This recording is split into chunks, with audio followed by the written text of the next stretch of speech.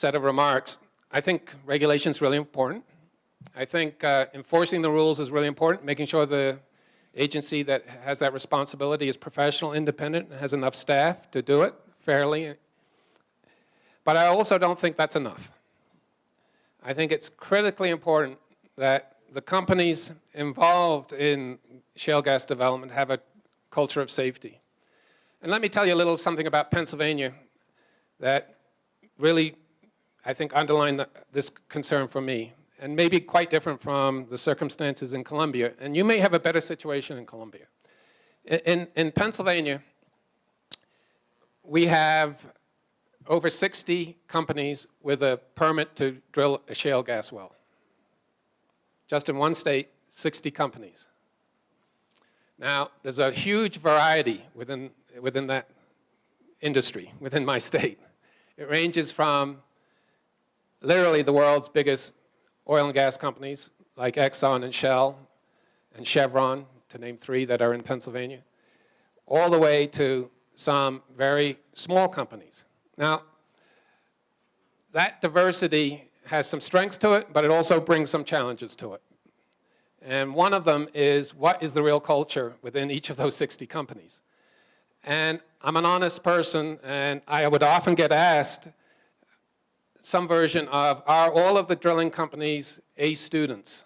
You know, do they all get the very best grade? The truthful answer is no. They're not all A students, and they don't all get the very best grade. At least not in my state, in Pennsylvania.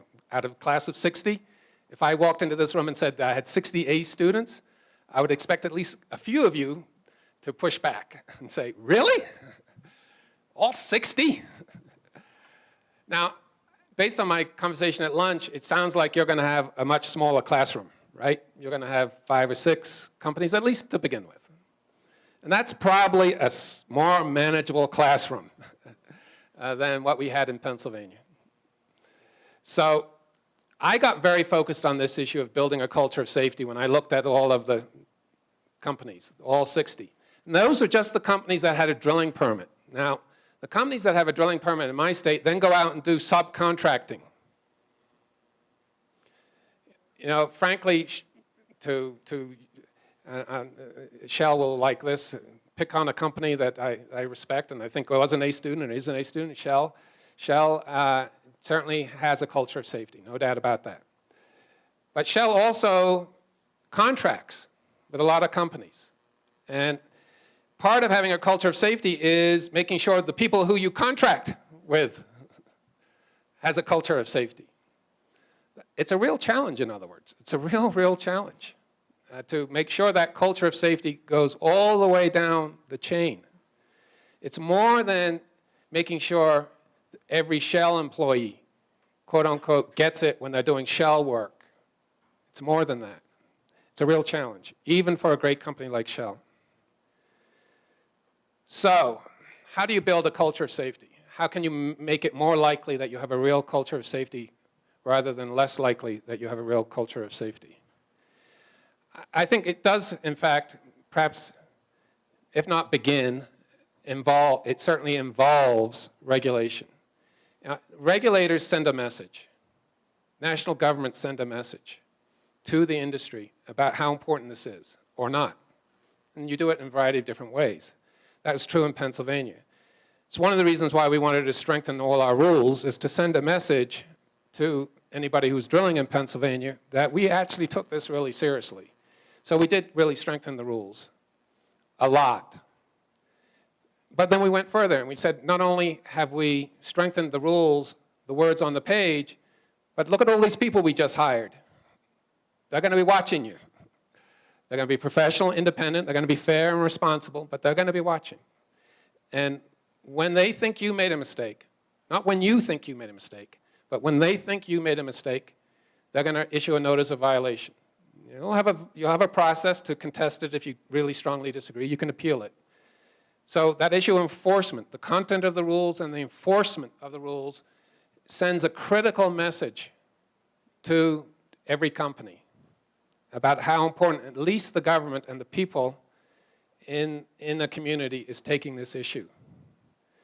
I think if you don't do that, you're totally dependent on the company itself to have the culture of safety. And in fact, if the government is sending the opposite message, even companies that have a culture of safety can lose the battle, because it's a daily battle to maintain a culture of safety. It's easy to slip. Let me just say one or two things about the regulatory culture. I think it's so important that regulators be professional and independent. That means they are willing to, sooner or later, offend everybody they deal with, everybody. The companies they regulate, the NGOs, environmental groups.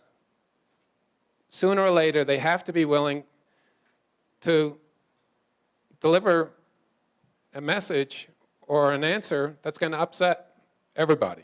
If in fact a regulator is pleasing one side or another all the time, I generally think the regulator's not doing their job.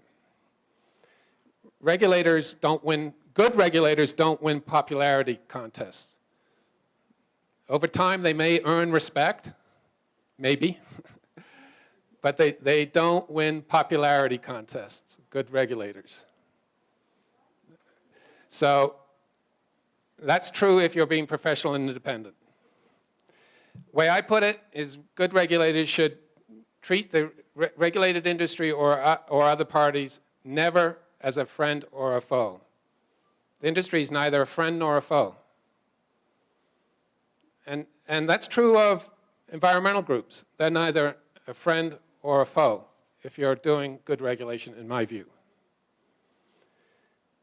As I said, sooner or later, if you're doing good regulation, you're going to have upset pretty much everybody one time or another.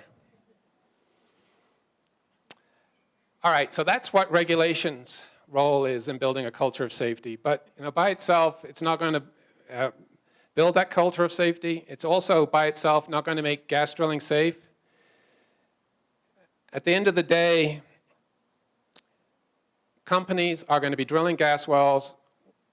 Companies are going to be driving trucks without continuous oversight from inspectors. And in order to build this culture of safety, I've come to believe that you have to engage the public in some fashion or another in creating a culture of safety. And I want to give you an example. I want to talk a little bit about one way I think you can involve more stakeholders in building a culture of safety. And the example I'm going to talk a little bit about is IGDE, the Institute for Gas Drilling Excellence. IGDE is an NGO itself. It's a nonprofit organized under the laws of the US and Pennsylvania.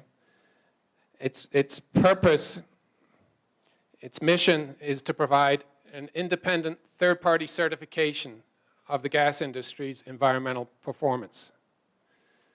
That's an important set of words there. Let me just emphasize a few things.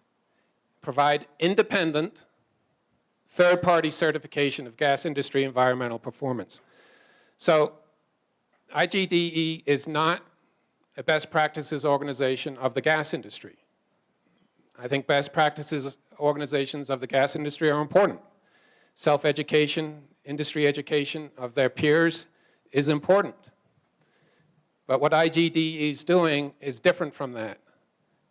IGDE is set up to actually evaluate gas industry performance, companies within the gas industry performance, against agreed-to standards, and report to the public whether or not a particular company is meeting the standards that IGDE has adopted for environmental performance. Now, how is IGDE independent, and how does it have credibility? The first thing is it has a diverse board. The people who run IGDE are from the gas industry, from NGOs, and then people who are not aligned with either the gas industry or environmental groups. The board has 1/3 from the gas industry, 1/3 from the environmental groups, and then 1/3 from individuals who are not aligned with either. So that's critical. That's absolutely critical. So this is not of the gas industry, or it's not of the environmental community. This is not an environmental organization, nor is it a gas industry organization. The second tool for IGDE is engagement. What do I mean by engagement? We had companies, Shell was one, and other companies, along with leading environmental organizations, meet for a year and a half to talk about writing specific standards of operational performance to protect the environment. I mediated that process. I was the chair of that process. My role was to provide solutions and create a culture actually within the process that we weren't negotiating. This was not a negotiation. This was a problem-solving exercise. And through that problem-solving culture, everybody built a lot of trust. So organizations that were often fighting with each other in other forums would be coming into the IGD stakeholder process, the engagement process, and talking specifically about what are we going to do about gas migration? What kind of standard could be adopted to deal with that issue? So that kind of engagement involving companies from the gas industry as well as environmental groups is a key part of the IGDE process. And then the third thing is standards. This isn't about getting together and sharing opinions and sharing best practices. This is about actually adopting standards. And the rule in IGDE is that the board must adopt a standard unanimously. So it's a high hurdle. Unanimously. Remember, 1/3 of the board is from the industry, companies, 1/3 is from NGOs, and 1/3 unaligned. IGDE was able to get 15 standards adopted unanimously. Then the next requirement is evaluation. This isn't an education session. This is about adopting standards and then evaluating a company who applies for an IGDE certification to see if their operations meet that standard. Independent third-party certification. And I hope the IGDE board is going to be able to make some public announcements about this whole process sometime in January. I believe that's going to happen. But anyway, I just offer that as an example of a tool and a process to build a culture of safety, because the whole point of this exercise by IGDE is to get the industry or companies, leading companies in the industry, to actually do more than the regulations require. Each of the IGDE standards are higher than regulations. Remember the name, Institute for Gas Drilling Excellence. The word excellence is key. So this is not another regulatory program. This is an opportunity for world-class companies to show that they're world-class, that they are at the top of the class. They really do it, not just okay or average, but they really do it top class, the best. That's what this is about. And this is, we hope, a tool for building that culture of safety.